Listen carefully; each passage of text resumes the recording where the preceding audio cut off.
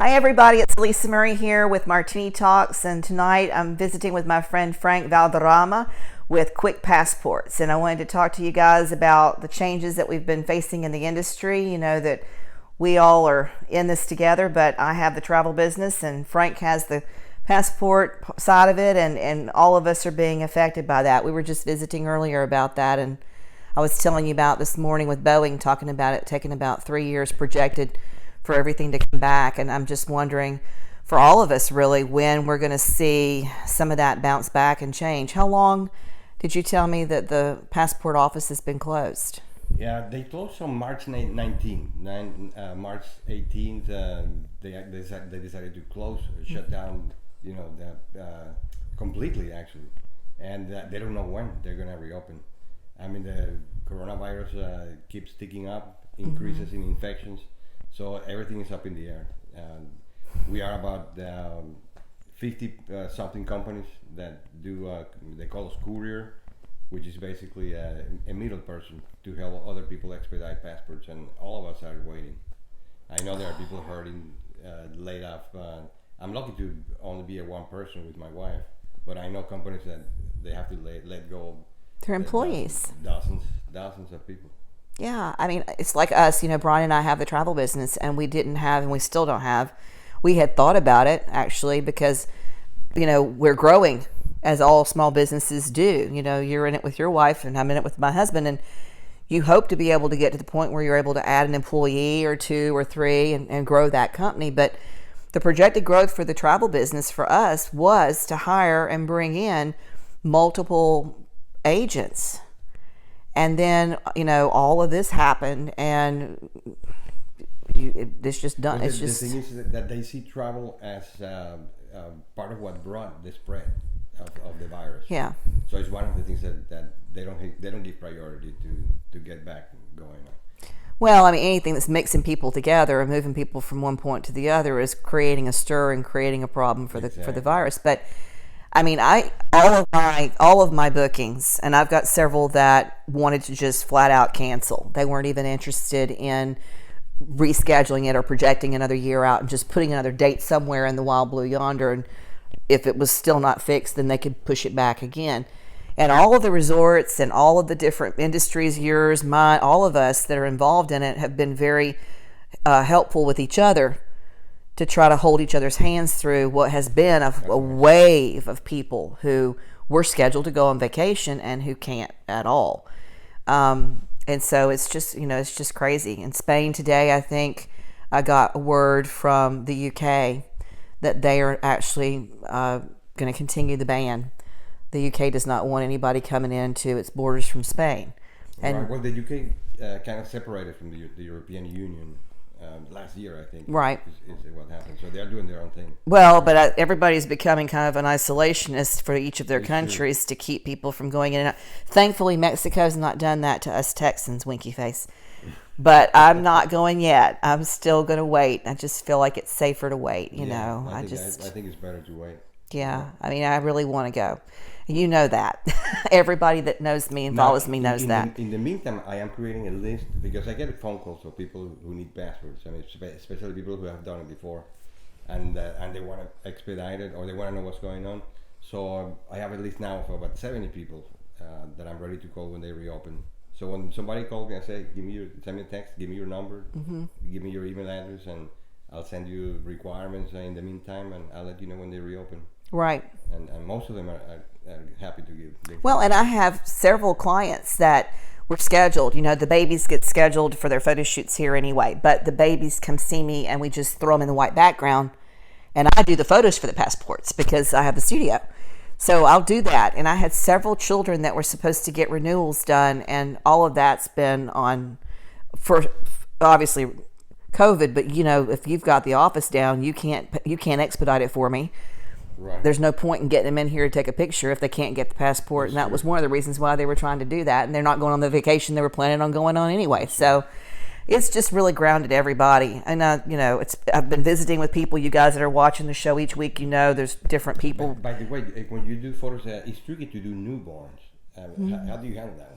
Well, I've been doing newborns from the very beginning. I love that. Because they tend to close their eyes. Well, I want them to close their eyes. I want them to go to sleep and let me do whatever I do with them, which is warm them up. Oh no, I haven't done any passports for newborns. I have a lot of clients that by the time that they need me for their travel plans, they're wanting to go to Disney or the Dominican or Cancun or a wedding anniversary or something like that. There's not been any newborns that I've had to photograph for a passport yet. So that's interesting because What I do is I set the white background on the floor, and I actually have the baby lay down, and I shoot from the top. And if you sound keys, they will open their eyes. And that's what I learned. So it's tricky. Yeah. Yeah, because when they are days or weeks, I mean, they tend to close their eyes. Oh yeah, they're asleep all the time. Right. And you've got to keep their eyes open, which is interesting. I'll tell you another thing you could do is, if mom's not nursing, if you put a bottle in their mouth, they typically will open their eyes when they're eating. You could just take the bottle right back out and you could catch it that way. Nice. It's just a little tip. I don't know. Good idea. Yeah. My goal in the studio, whenever they're here for me to photograph as a newborn, is for them to be sound asleep. That's what I work towards. I'm doing the opposite of you. I don't want them wide awake for me. I want them to be all squished up and asleep. For ID they have to. Yeah, for sure. For sure. So one of the things that we were talking about before we started taping for you guys is what I've been talking to all of my friends about, and you guys that are watching me or my friends have been talking to you about it too, is what have you guys done during all of the stuff with the pandemic? Have you picked up a new skill? Have you decided to go back to school? Have you thought about maybe changing your careers? Have you decided you don't like your spouse? What's been going on with you during this time? And you told me that you've gone ahead and gone back to school. Well, I signed up for a court interpreting course, which is online now. It goes for about a month and a half, and it's coming out of Texas, University of Texas in Austin. Okay. Where the instructor is Zooming. It's coming via Zoom from Austin, and we're about 13 students spread out all over Texas. And the idea is to finish up, it's to take the test, the court interpreting test, which is administered by the judiciary branch of courts. Okay. And at the end, you are authorized to go into any court in the state of Texas and do the translate and do interpreting, which is different from document translation. You're actually live.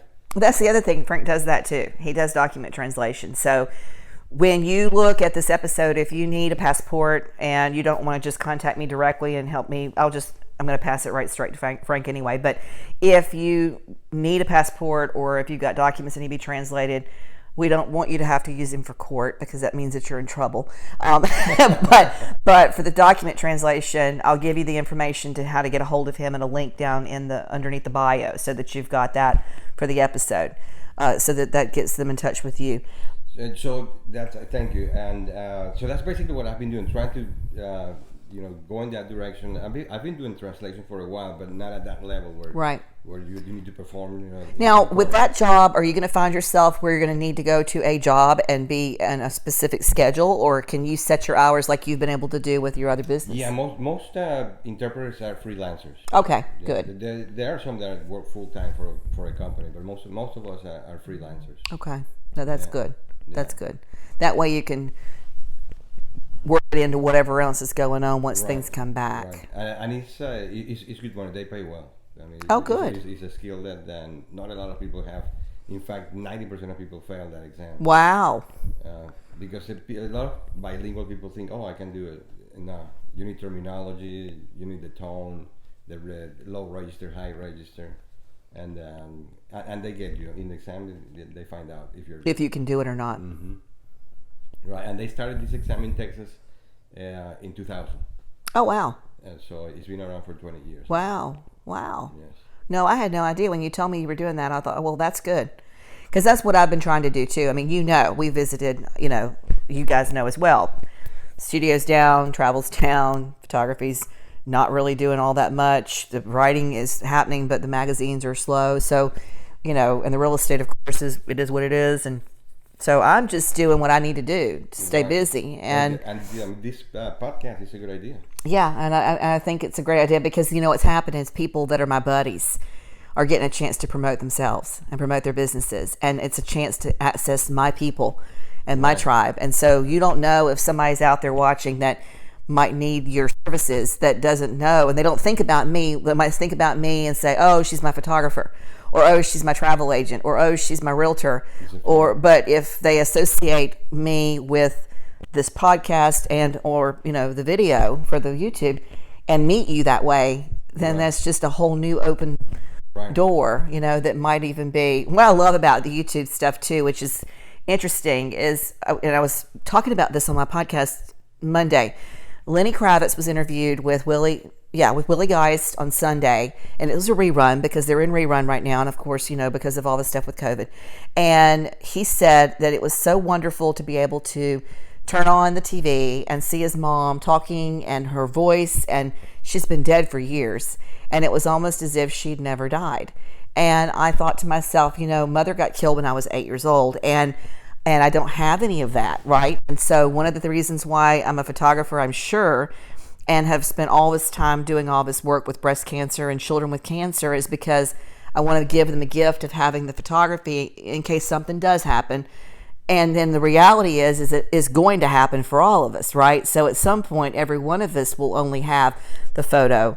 But I wanted to create something that was bigger than that. And I think the YouTube channel gives me the platform to be able to be a live visiting voice for my great-great-grandchildren that I won't be able to be here to see. And if they'd had the technology when Mommy was alive, I would have had that of her and of Daddy.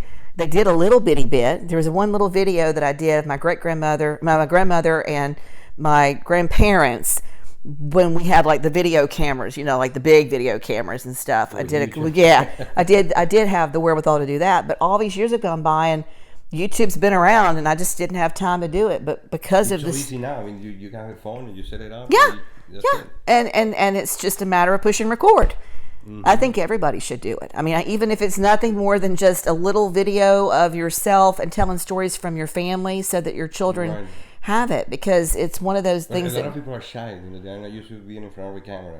I guess it takes time then to get used to it. Well, I mean, here's the thing. I tell my friends now, because I have a few that I've asked to come and hang out with me, and they're like, oh, Alisa, I'm scared. I'm like, it's not live TV. Mm-hmm. Okay? Anytime that I ever did TV, it was live. They would mic me up, and I was live TV. So it was a countdown, and here comes the commercial, and it's done, and it's 1, 2, 3, you're on. And there's the prompter. And when you are used to that type of pressure, this is easy. I mean, what are you going to do? If you don't like what you said, or you messed up something, or you forgot to say something, you just push record and edit it. Exactly. So there's nothing about it that needs to be scary, but I think everybody should try it. And especially since we're at home. That was the other thing that was funny is, all these people are Zooming. You were talking about your networking group is Zooming. Yeah, and I have a group of friends who I have not seen. Brian and I, grew up together. We haven't seen these people in 30 years. Okay, some of them went to our wedding 30 years ago, and now because we've been friends on Facebook for years, right? But every now and then you get a happy birthday or a happy anniversary from one of them. 5 more years will go by, and you might see a recipe from another one, or see a family vacation, or whatever. No, during this time, we have put together a Facebook Zoom meeting every Thursday. Is that right? And we're all on the screen together. How many people? Oh, it depends on the night and who's working and who's not working and what they're doing. But typically, there's about probably 7 to 10. Okay. Right? All from high school. All of us from the same, small town. And it's so funny because people are paying attention to the backgrounds. So like one night I was out by the pool and they were like, oh, you have a pool. And I was like, well, yeah, I have a pool because I live in Houston and it's hot as blazes and you got to have a pool. And I photograph in the pool and I use the pool for shoots. So it's just one of those things that we needed to have. I also got tired of going down to the Ding Dang Country Club area for the neighborhood and forgetting those tags. And not being able to get in. And by the time that I'd allocated the time to go and do it with the children when they were little, I only had a little bit of window, and then I had to get back to the studio. And so I was like, oh no, I'm done. I am done with this. Y'all know who I am. Y'all know what I look like. Y'all know I am a member of this neighborhood. And little teenagers. Backgrounds too that they create. Well, I've seen it. But so the other day I was in the bedroom and I have the wallpaper in there that's painted, and I did that, and like, oh, I love your wallpaper, and then I started paying attention because I'm not paying attention to that. Like, I'm just paying attention to their faces. But we had this conversation. It's like everybody's paying attention to everything that's behind them, and all the reporters that you see on TV. It's amazing to me how many people live in white houses. Like, they're all white, no books, and they're white. Everybody looks for neutral. They don't paint anything, and I'm like, oh my God, I would lose my mind. The first thing I did when we bought this house, I was huge, pregnant with James Edwards 17 years ago. I told Brian, I said, I'm not moving in here until all the ceilings are red or gold. Every room has to be painted. I like it. I'm not moving in this house. I'm not going to be living in this space until everything is painted. Cannot be white. In fact, the last thing, for those of you that are following me, you'll see this week, actually today, it's July the 29th, 2020. And yesterday, I finished taping and editing the pantry makeover. That was the last spot in this house. That was chalk white left from the builder. And I had looked at it, by God, I had looked at it for 17 years. And I said, that's it. I'm done. I'm taking everything out. I'm glazing it gold and painting it chocolate. And it's just the most beautiful pantry now. It just feels better. It feels like it belongs in the kitchen. Every time you would open the door and it was just white, it was just so sad. It was like, why is this white? Right. I didn't take the time. Houses, it works. They love it. But I've told them, I've warned them. I said, no, you will not. They want to take my work off the walls. And then some of my families will I'll have a family that's my photography client, and they'll want to buy a house from another family that's also my photography client. And they don't want those photos taken off the walls. They want to show off all their Alisa Murray portraits because they've been with me every single year for their entire lives of their children. And that's a whole collection of their children's growth, like from the baby all the way through. And so I don't encourage any of my clients when we're staging the houses, all of my clients, because everything's intertwined with me anyway. That's who I'm showing houses to and taking care of, are people who I'm already their photographer as well. So same thing with the travel. But I'm so surprised at how many other realtors will say, paint everything neutral, take all the photos down, da-da-da-da-da. I'm like, no. It needs to have personality. It needs to talk. But now, of course, they're showing houses via Zoom. So right. They bring a camera and shoot, and it's easy to have access to the computer. Yeah. So you don't have to actually come in. No. And in our office, we have a Matterport. There's like a service that you can hire. They'll go in and they'll do it and do 3D, like you do when you're looking at the resorts. Okay. Like, if you go online and you're looking at those resorts and you want to see the 360 view of the room. And 360. Yeah. And it's really cool to do it that way. And that's fun too. I haven't been doing a lot with the real estate, though. Most of my families are just wanting to stay put right now. And I don't blame them. It's like we were talking earlier before we started talking to you guys. The reasons why people are moving right now is because they need more space. They're having to figure out how to do. And I went into a client's house probably right after school got out. They live over in Siena, and it tickled me pink because they had set up the entire kitchen for school. And they have more than one kid, and they had big bulletin boards, and they had sticky notes everywhere, and it didn't look like a kitchen anymore. It looked like a schoolroom. And I thought, good heavens, where are y'all eating your lunch? Where are you eating your dinners? They had to move everything to the kitchen for school. And they're living in the middle of school, which can't be good. It would be much better if they could have like the playroom be the school room, and then they can leave that there and shut the door and not have that be a constant thing they have to step over and move around.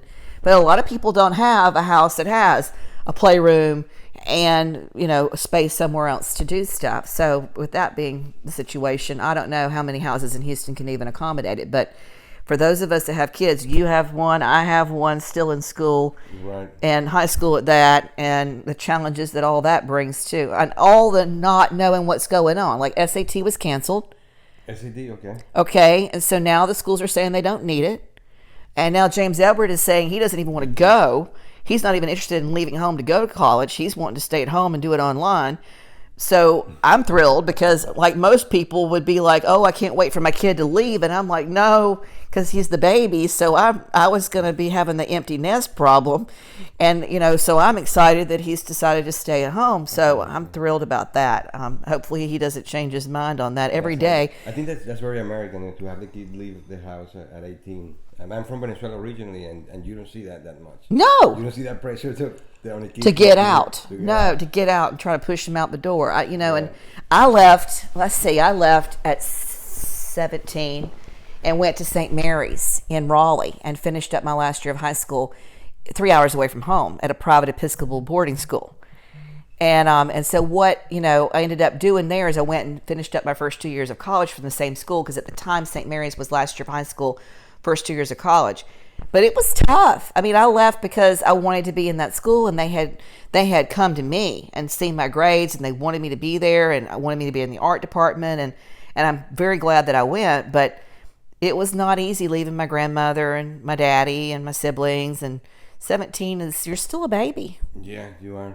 Now, for me, I was 17 in Venezuela. My father decides to take me to the United States. And oh wow, what a change! That was a big change. I actually missed my flight because they left me in the security. After the security area, I was by myself, and I just sat there. Oh, you didn't know?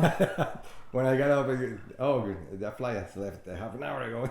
Oh no! Oh no! And my father was waiting for me in New York because he was coming from Europe, and we were supposed to meet there and take me to Michigan. I went to school at the University of Michigan. Oh, cool! And it was a big deal, but leaving home at 17 is different, especially coming to a country where you don't speak Spanish. No, you have to learn another language and all that.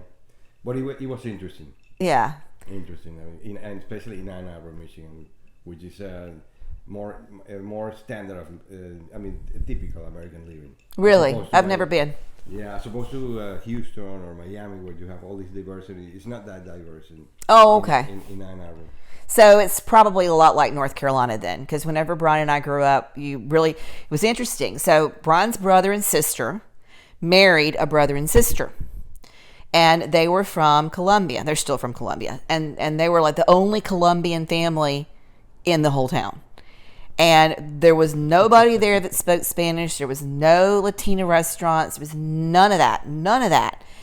And Brian and I got married in 90. We just celebrated our 30th anniversary yesterday. And I was mad about it because of the situation we're in. We're supposed to be gone. Thank you, though. And we go home, right? We go home, and Fo and Martha and Adriana and Jimmy, all of their siblings had the same experience that you did. They were in Colombia, and then as teenagers, they got moved to the United States, but they got moved to a place that was all white and black. That was it. There was nobody that was Chinese. There was no Chinese restaurants. There was no other families that were speaking Spanish. No other Latinas to communicate with and kind of create a sense of community and some semblance of what home was back in Venezuela and for them Colombia. But today it's utterly different. Like today, when we go home, the Catholic Church has an entire mass that is exclusively done in Spanish. Yeah. There's an entire section of town that is all dedicated to Latina types of foods. There's menudo. There's no problem finding menudo. And I'll never forget, probably 3 years ago, menudo. I love menudo. I love it. I know how to make it. And you should see me because I'm in the restaurant, right? And I'm like ordering menudo. And the people are looking at me like, what did you just ask for? Like you're white and you're blonde and what did you just ask for? That means you're open-minded. Well, I'll go to the market and order the stuff to make it. And the little old ladies that are in the market with me and Mia, they're like looking at me and looking at her. And they're like, she speaks Spanish and she's ordering stuff from Menudo. What is happening here? What is happening here? It's made from the stomach or the meat from the stomach. Yeah, it's wonderful. It's so good. But we went home, right? We went home and I don't remember what was going on, but I wanted Menudo. And I knew that and Maria was not with me. And so I was like, what am I going to do? And so Martha and my other sister-in-law, Alisa, were like, well, there's a bunch of restaurants that's over there that, not far down the street and around the corner that might have some menudo. And I walked in there and ordered that menudo and went back to Mama's house and I sat there and was making, warming it up, and Martha and everybody were like, what is that? because It looks weird. they did not, even though they had been exposed to those sorts of things, I'm sure, The texture growing of up, the meat is different, it's right? completely different. And it looks funky if you don't know what you're eating. If you don't know what it is, you're like, oh, I don't know if I want to eat that. But it's really good. But you lose the culture. You lose the sense of culture when you move in. And when you move into a small town like we were from, there's not a lot of diversity at all. I mean, like, it really is black and white, and that's the end of it. And there's not anybody mad at each other. All the stuff that you're seeing on the news and people screaming and yelling and throwing protests up and burning people's businesses, and we didn't grow up with any of that going on. Everybody supported everybody, and everybody looked after each other. Houston has a lot of diversity. I mean, We have the most diversity. In fact, in Sugar Land, we are the most diverse and the fastest growing city in the United States. I don't know if you knew that, but Sugar Land has made that mark. And it's wonderful because, honestly, you can't go anywhere. I mean, I've been to France. I've been all over the world. And India. Houston has the best restaurants. And our home has the best restaurants. We have more restaurants here that serve better food than when you go over to wherever it's supposed to be from, because we have so many people here that are from so many different walks of life, which is so cool.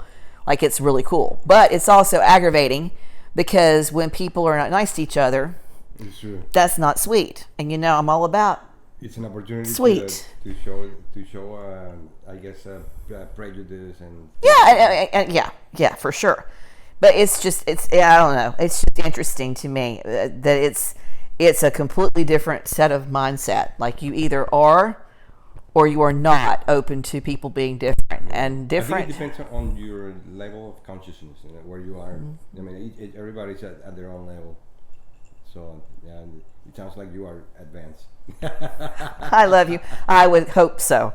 I would hope to think. I absolutely think so. I don't think so arrogantly, but I always try to see things from somebody else's point of view, and I always try to give somebody else the benefit of the doubt, and I always try to help whoever any way I can, whether it doesn't have a damn thing to do with making any money. It has to do with just being a human being, because it always comes back.